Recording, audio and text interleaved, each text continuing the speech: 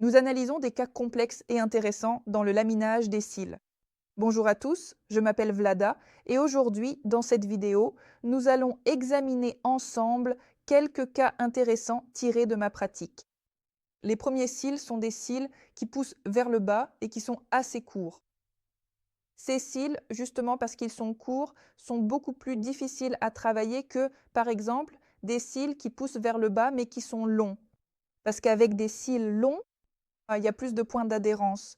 Le souhait de la cliente est de relever les cils au maximum.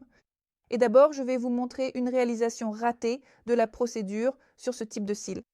Pour ce travail, j'ai décidé d'utiliser les rouleaux de la marque Dolly, et plus précisément les Dolly brésiliens. Actuellement, cette forme de rouleau est très populaire, et vous pouvez les trouver absolument dans chaque pays. Au minimum toujours on peut les commander depuis la Chine. Et chez chaque marque, ces rouleaux portent un nom différent. Par exemple, si l'on prend la marque européenne Maximova, ces rouleaux s'appellent Moon. Chez nous, en Russie, ces rouleaux s'appellent les nouveaux Dolly ou encore les Dolly brésiliens. Dans votre pays, vous pouvez essayer de trouver ces rouleaux simplement visuellement. Peu importe la marque, peu importe le nom, comme je l'ai déjà dit, ils sont très répandus.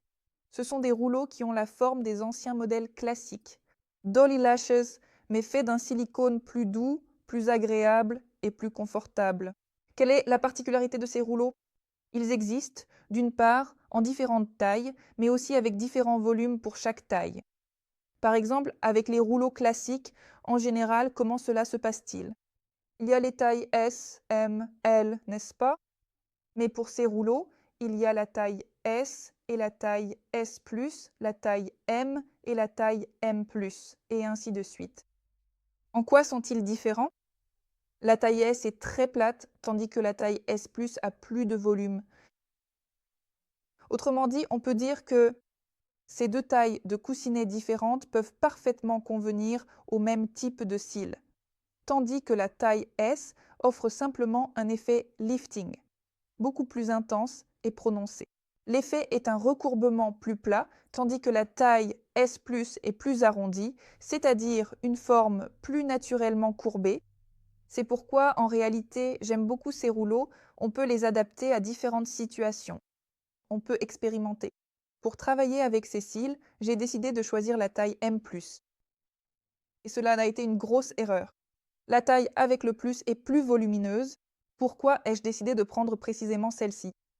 Si les cils sont naturellement orientés vers le bas et qu'on les relève fortement vers le haut, alors cet angle, le changement de courbure, est alors très important.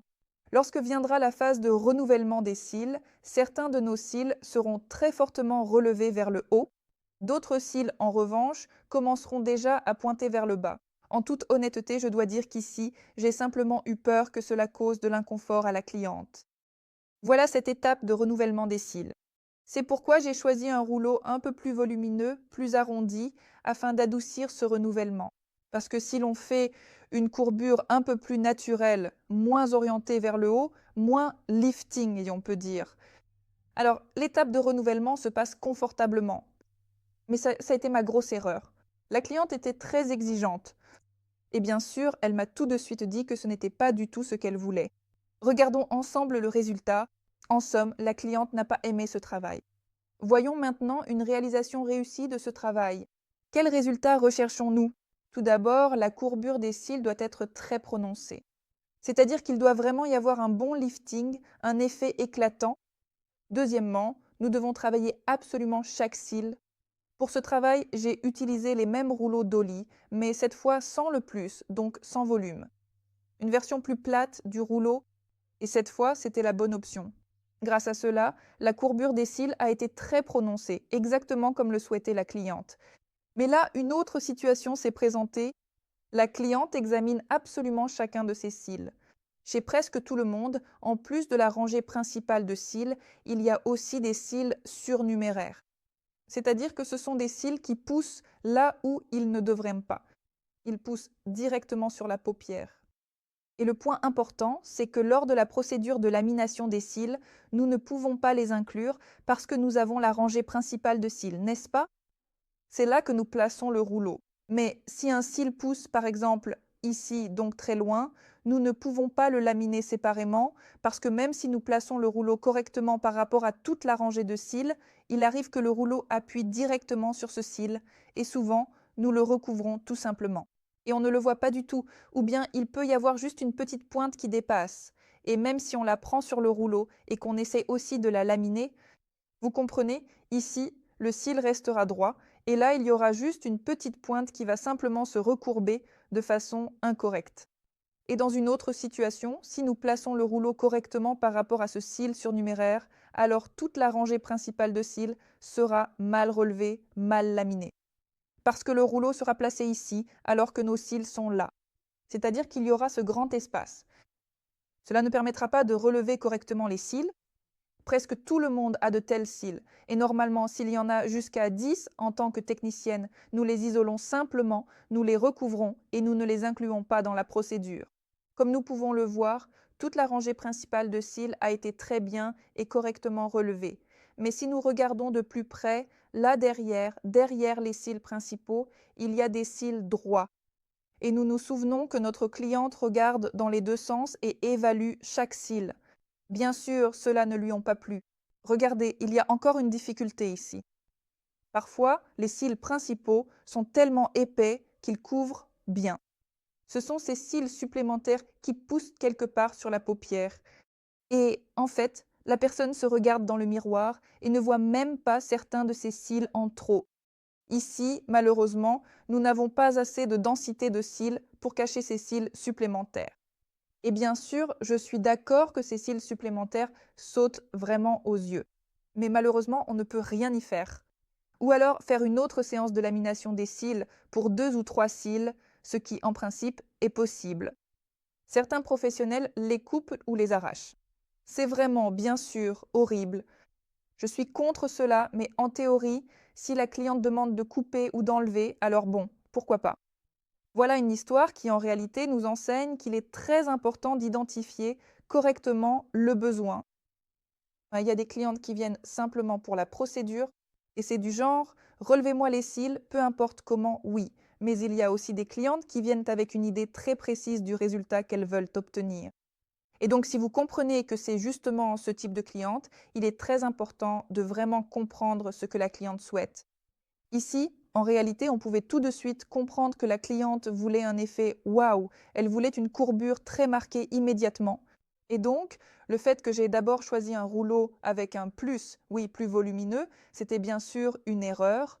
La deuxième histoire, qui est arrivée à l'une de mes élèves, concerne justement la façon d'écouter le désir de la cliente.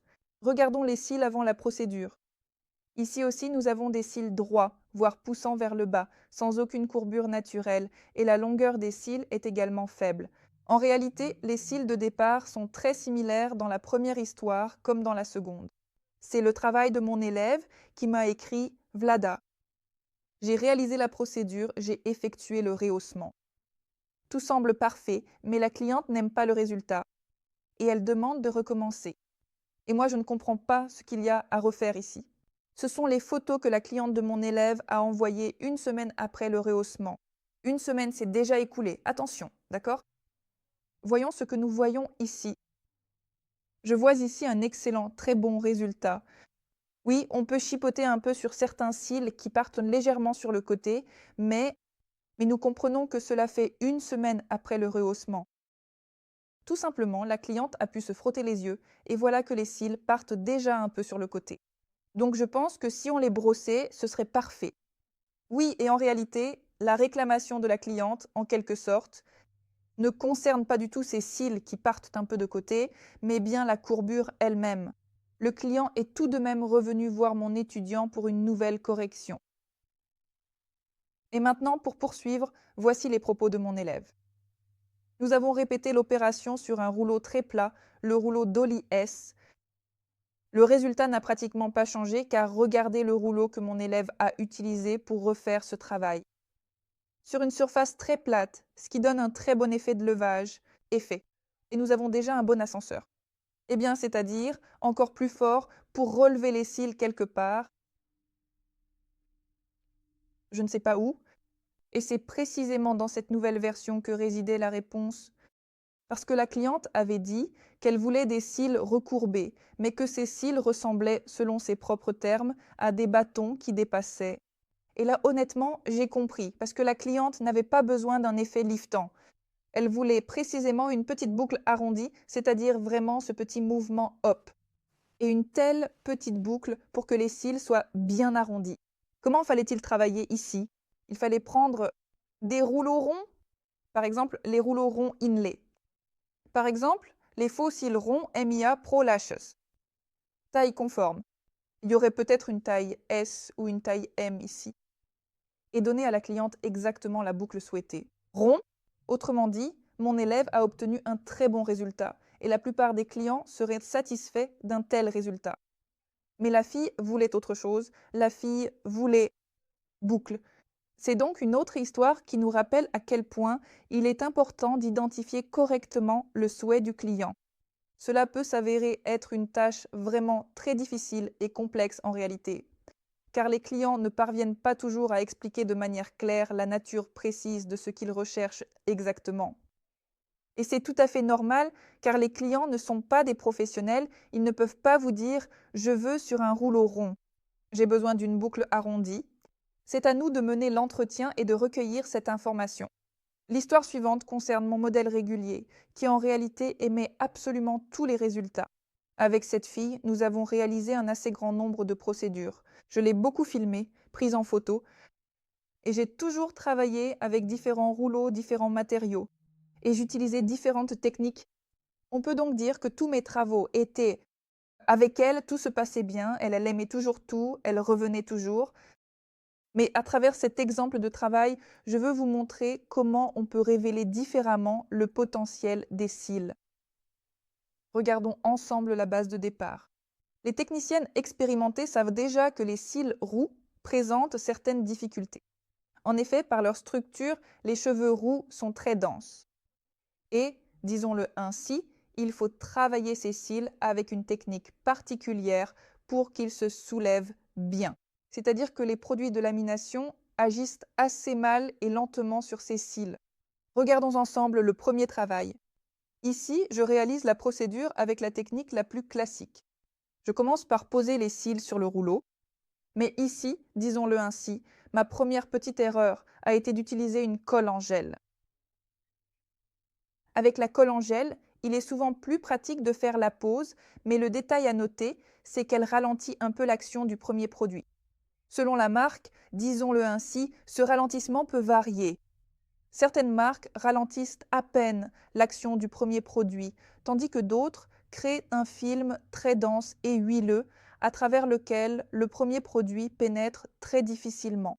Dans la plupart des cas, on peut utiliser la colle en gel sans souci et ne pas s'inquiéter que quelque chose tourne mal. Il suffit simplement de vérifier la préparation du cil, de comprendre quand le produit a agi, et c'est tout. Mais ici, lorsque la base est déjà compliquée et qu'en plus on utilise une colle qui ralentit l'action du premier produit, bien sûr, le premier produit va agir très mal, ou plutôt très lentement. C'est-à-dire simplement dans le travail avec cette cliente. Il faudra laisser poser le premier produit très longtemps. J'ai utilisé des coussinets avec un centre décalé. C'est la marque Lush Shade. Et ici, ce sont justement des coussinets conçus pour un bon effet liftant. J'ai choisi le coussinet de façon à ce que les cils occupent 100% de sa surface. Le premier produit, je l'applique précisément sur la zone de formation de la courbure. Vous pouvez regarder ici sur le côté. C'est justement là où j'ai ce cercle. D'abord, il y a le cercle puis une surface plate. Donc, j'applique justement le premier produit sur ce cercle. Il faut que le cil retienne la forme de ce cercle. Et c'est précisément grâce à cela que la courbure se forme pour longtemps. Autrement dit, le cil mémorise la forme du coussinet grâce à la restructuration des liaisons à l'intérieur du poil. Regardons ensemble le résultat. Ce n'est pas mal du tout. Oui, les cils sont relevés, ils sont foncés, teints. Dans l'ensemble, tout va bien. Et si la fille met encore un peu de mascara, alors là, ce sera vraiment waouh. Mais souvenez-vous, je vous ai parlé du potentiel des cils. Voilà un travail où le potentiel des cils n'est pas exploité au maximum. C'est juste une lamination normale, vraiment très moyenne. Mais sur ces cils-là, on peut faire bien mieux. Et c'est ce que j'ai compris avec la technique coréenne de lamination. Dans la technique coréenne, on applique la première solution sur les cils nus. Et c'est un très grand avantage justement pour ce type de cils. Donc comparons deux situations. Dans le premier cas, j'utilise une couche de colle gélifiée et huileuse. Et la première solution pénètre d'abord à l'intérieur de la colle. Elle traverse cette couche de colle et n'atteint les cils qu'ensuite. C'est-à-dire qu'il faut un certain temps pour que la solution traverse d'abord la colle. Et qu'en est-il de la technique coréenne? Nous isolons les cils inférieurs avec un patch et appliquons la première solution directement sur les cils nus. Nous n'avons pas de couche de colle. Pour la première composition, un accès plus facile aux cils. Grâce à cela, ils travaillent les cils beaucoup mieux, beaucoup plus efficacement et plus rapidement. Pour les équipements coréens, j'utilise également des rouleaux à centre décalé. Ce sont les rouleaux de la marque Katia Vinogradova. Je place les faux cils sur le rouleau et ce n'est qu'après cela que j'applique la deuxième composition. Ensuite, je teins les cils et je retire les rouleaux. Et regardez le résultat obtenu. C'est-à-dire, la première procédure et la deuxième procédure, c'est vraiment le jour et la nuit. Avec la technique coréenne, les cils paraissent visuellement beaucoup plus longs. Là, c'est vraiment un résultat waouh! Il y a une très grande différence entre l'avant et l'après. Regardez, on peut obtenir un résultat similaire en principe avec n'importe quelle technique, même la classique. Mais ici, il est simplement important de choisir une autre colle et de laisser poser le premier produit plus longtemps. Si vous souhaitez apprendre à réaliser un rehaussement de cils éclatant et de qualité, je vous invite à suivre ma formation en ligne. Là-bas, nous étudions deux techniques de rehaussement. Vous aurez 9 modèles de démonstration avec des cils de départ complètement différents. Des cils qui poussent vers le bas avec leur propre courbure, des cils matures, etc. 12 leçons théoriques avec une théorie très approfondie et détaillée sur le rehaussement des cils. Nous allons en profondeur dans la chimie de la procédure, dans les matériaux, dans le travail avec différents produits. En somme, c'est une formation très complète, une formation détaillée. Tous les détails sont dans la description ou dans le commentaire épinglé. Quatrième histoire, des cils très intéressants. Regardons ensemble les cils avant. Nous pouvons voir qu'elles sont visuellement très emmêlées. Oui, elles s'en mêlent vraiment entre elles. Et bien sûr, il est aussi important ici de prendre en compte l'âge de la cliente, car ce sont des cils matures, une paupière mature, c'est-à-dire la paupière elle-même. Elle est très souple et nous devons en tenir compte lors du choix du rouleau. En plus, la longueur des cils est importante. Sur les photos avant, cela ne se voit pas vraiment, car ils n'ont pas une forte courbure. Et nous comprenons que lorsque nous travaillons avec de longs cils, il est important de bien choisir la courbure, pour que les cils ne touchent pas l'os. Surtout lorsque nous avons un excès de peau ou lorsque notre arcade sourcilière est assez basse. Nous devons en tenir compte. Quels sont nos critères de sélection d'un rouleau? Tout d'abord, c'est du cuir. La peau vieillit. Et pour garantir le confort du client pendant la procédure, il est important de choisir des rouleaux doux et confortables. Du silicone. De plus, afin d'éviter toute tension excessive. Dans la zone des coins externes et internes, il est important de choisir des rouleaux anatomiques. Que signifie anatomique? Ce sont des rouleaux qui épousent bien la courbure de l'œil lui-même. Et avec de tels rouleaux, nous pouvons travailler même avec des yeux très proéminents. Il existe des rouleaux qui ne sont pas anatomiques et ils sont vraiment très plats. Très souvent, ces rouleaux plats exercent une tension sur les coins externes parce qu'on essaye de les arrondir en posant les cils dessus. Mais les rouleaux cherchent à reprendre leur forme droite et par conséquent, ils appuient et tirent sur les cils et la paupière. Nous ne devons pas permettre cela, c'est pourquoi nous utilisons des rouleaux anatomiques. Et pour ce travail, j'ai choisi les rouleaux de Katia Vinogradova. Je les choisis en fonction de la taille, afin que les cils occupent 100% de la surface de travail du rouleau. Les cils sont très longs et magnifiques. J'applique la première solution. D'abord, je l'applique sur la zone principale d'application du produit. C'est précisément le tiers inférieur, là où se trouve mon point de courbure. Avant la procédure, les cils étaient très emmêlés. C'est pourquoi j'étire la première solution, sur toute la longueur des cils.